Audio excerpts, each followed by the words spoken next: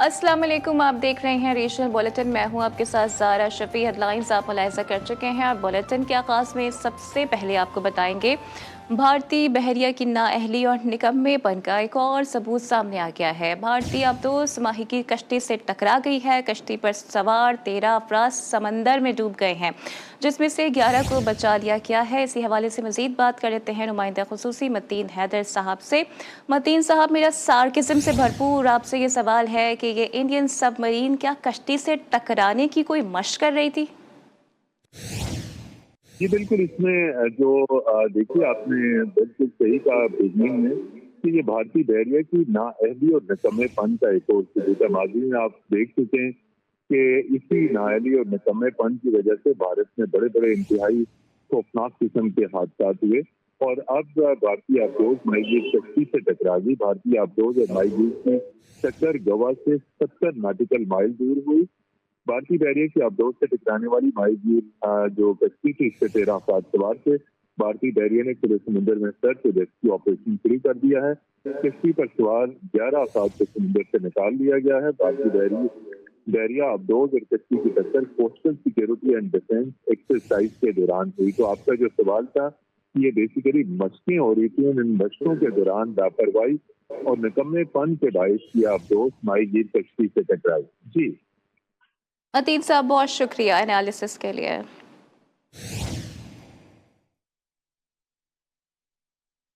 खबरों के सिलसिले को आगे बढ़ाते हैं। जिला कुरम में पाराचनार से पेशावर जाने वाली मुसाफिर गाड़ियों पर दहशतगर्दों के हमले ने मुल्क भर में सख्ता तारी कर दिया है। मुसाफिर गाड़ियों पर दहशतगर्दों की फायरिंग से 50 से जायद अफराद जाँ बहक जबकि दर्जनों जख्मी हो गए हैं। इलाके की फिजा सोगवार है। मुल्क भर में हौलनाक वाक़े की मजम्मत का सिलसिला भी जारी है। हर तरफ लाशें, हर तरफ खून। पाराचनार का इलाका लहू लहू।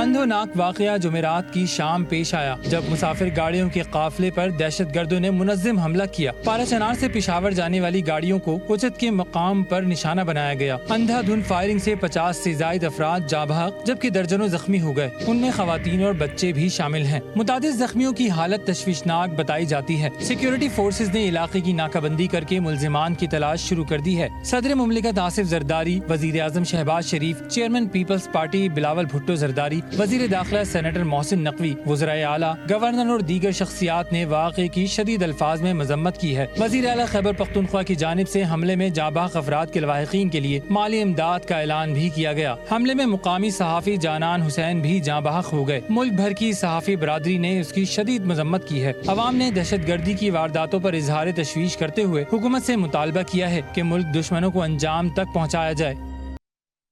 हेड तोसा में कचरी कैनाल के इफ्तिताह के हवाले से तकरीब का सिलसिला जारी है। इस मुतालिक आपको मजीद भी हेड तोसा में कचरी कैनाल के इफ्तिताह के हवाले से तकरीब का सिलसिला जारी है। इस मुतालिक आपको मजीद भी आगाह रखेंगे। अभी खबरों के सिलसिले को आगे बढ़ाते हैं। सिंध के मुख्तलिफ शहरों में सानहा पारा चनार के खिलाफ भरपूर एहतजाज का सिलसिला जारी है। मुजाहिरीन ने कातलों की फौरी गिरफ्तारी और सख्त से सख्त सजा देने का मुतालबा भी किया है। सानहा पारा चनार के खिलाफ सिंध में नमाज जुमा के बाद एहतजाज किया गया।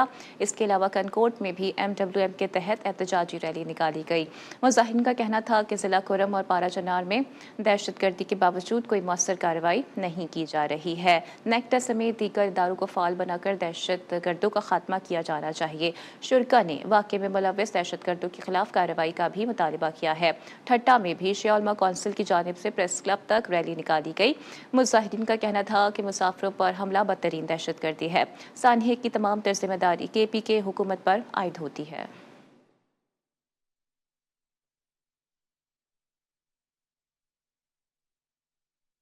जबकि कोयटा में भी MWM के तहत सानहा पारा चनार के खिलाफ एहतजाजी रैली निकाली गई है। मजलिस वहदत मुस्लिमीन के नायब सूबाई सदर अली हसनैन की क़यादत में लोगों की बड़ी तादाद प्रेस क्लब के बाहर जमा हो गई। मुजाहिरीन ने वाक़े में मुलव्वस दहशत गर्दों के खिलाफ शदीद नारेबाजी की। मुजाहिरीन का कहना था कि मुसाफिरों पर अंधाधुंध फायरिंग इंतहाई अफसोसनाक वाक़या है। मुजाहिरीन ने वाक़े में मुलव्वस दहशत गर्दों को कैफरे किरदार तक पहुँचाने का भी मुतालबा कर दिया।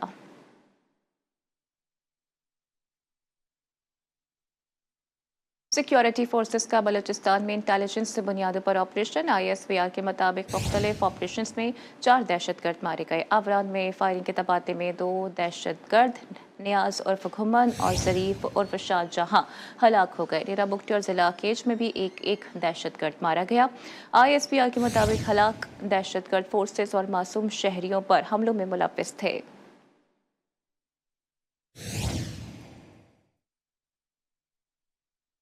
सिक्योरिटी फोर्सेस ने बनू में ऑपरेशन किया है। ऑपरेशन के दौरान 3 खारिजी हलाक जबकि 2 जख्मी हो गए। हलाक खारजियों से असलहा और गोला बारूद भी बरामद हुआ है। ISPR के मुताबिक हलाक खारजी सिक्योरिटी फोर्सेस पर हमलों में मुलव्विस थे। हलाक खारजी मासूम शहरियों के कत्ल में भी मुलव्विस थे। सिक्योरिटी फोर्सेस ने इलाके में क्लियरेंस ऑपरेशन किया है। फोर्सेस मुल्क से दहशतगर्दी की लानत खत्म करने के लिए पुरअज़्म हैं।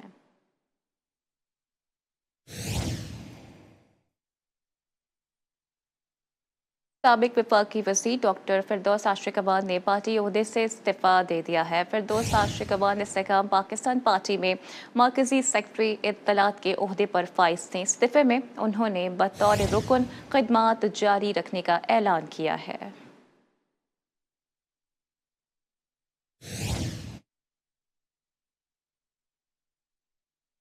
पाकिस्तान तहरीक इंसाफ के एहतजाज के पेश नज़र गुजरात में पुलिस अलर्ट हो गई है। दरियाए जहलुम और चनाब पर बने पुल को हर किस्म की ट्रैफिक के लिए बंद कर दिया गया है। दरियाए चनाब के दोनों और दरियाए जहलम के तीनों पुलों पर पुलिस की भारी नफरी तैनात कर दी गई है। अपडेट आपको कर रहे हैं और इस हवाले से मज़ीद डिटेल्स हासिल करेंगे अजहर हुसैन शाह से। जी अजहर, मज़ीद क्या डिटेल्स हैं आपके पास?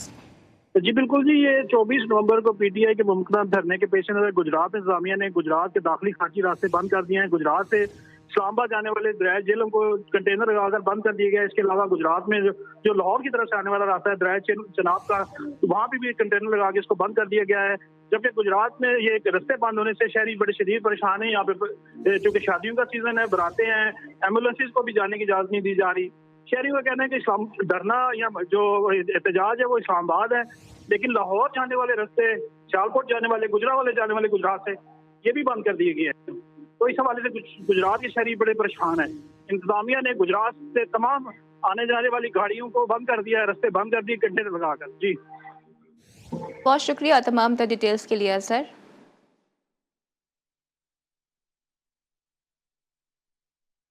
सियालकोट में ज़ारा कत्ल केस में गिरफ्तार 3 मुलजिमान को रिमांड पूरा होने पर इलाका मजिस्ट्रेट के सामने पेश कर दिया गया।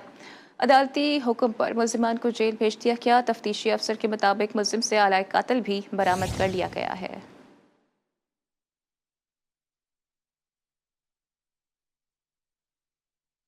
सियालकोट में कत्ल की गई लड़की ज़ारा के बाप के आंसू थमने का नाम नहीं लेते। GTV न्यूज़ से खुसूसी गुफ्तगू करते हुए कहा कि मियाँ बीवी में मिसाली प्यार और मोहब्बत थी, न जाने किसकी नजर लग गई। इस हवाले से मजीद बताएंगे मियाँ एजाज। जी एजाज। जी बिल्कुल, चंद रोज़ कब जो है सियालकोट के इलाका में सास और नंद के हाथों कत्ल होने वाली ज़ारा के वालिद के साथ हम मौजूद हैं और उनसे जानते हैं कि वो ज़ारा कत्ल केस में जो है वो क्या पेशरफ्त हुई है। और हमारे सुनने में आया है कि ये जो इनका घरेलू झगड़ा था 1 साल कबल भी उन्होंने इनको कत्ल करने की कोशिश की थी। मजीद उनके वालिद से जानने की कोशिश करते हैं कि जी बताइएगा। कोई वजह नहीं रहा, वजह सिर्फ हसद, जलसी, यही वजह और कोई वजह नहीं थी। यही कि बेटी खुश है, अपने दोनों मियाँ भी बहुत खुश हैं, जो उसकी नंद है, जो उसकी सास है, उन्हें यही ले कि ये दोनों मियाँ बीवी आपस में इतना क्यों खुश हैं और उसके अकाउंट में क्यों पैसे भेजता है, उसको साथ क्यों ले जाता है। और कोई मामला, कोई झगड़ा नहीं था। अगर कोई झगड़ा होता तो हम पहले ही कोई सोच लेते। आज जी आपने ज़ारा के वालिद की बात सुनी है। इनका कहना है कि मेरी बेटी और सास की आपस में जो घरेलू नाचाकी है उसका नतीजा ये निकला कि उन्होंने उनको बेदर्दी के साथ कत्ल करके गंदे नाले में फेंक दिया था और मेरी हुकूमत से यही अपील है कि मेरी दादरसी की जाए। जी सादिकाबाद में पुलिस ऑपरेशन में इंतहाई मतलूब डाकू मारा गया। डाकुओं के हाथों अगवा किए गए 2 नौजवान भी बाजियाब करा लिए गए। मजीद रिपोर्ट करेंगे एहसन अली।